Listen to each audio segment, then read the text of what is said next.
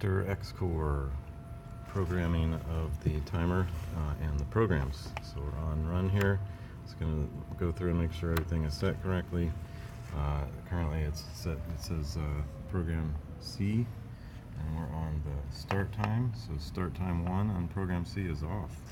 So we're going to put on 8 a.m. The others, A and B, are on 8 a.m. also. And it'll run through A and then B and then C in order, even though they all have the same start time. It's the days of the week that make the program different for A, B, and C. This is the program button. So currently we have start time 1 for program C is 8 a.m. And then we'll hit the program, and A, B, and C are all 8 a.m. start time. The run time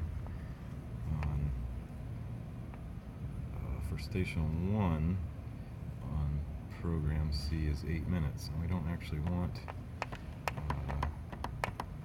station 1 to have a run time on C. So oops, I went to past it 4 hours. There's 0. And 2 is actually should be 0, because that's the run time for program C. Run time for station 2 is 0. And then we're going to go forward to station 3. Run time is 2 minutes on program C. Okay. The run time on A, say there's 4, you can have 4 run times. The total is 4 minutes.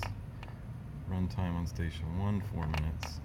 0 on 2, 0 on 3, 0 on 4, and total of 4. Alright, hope that makes sense. I'll turn it to the automatic position, and that's the Hunter X Core timer programming.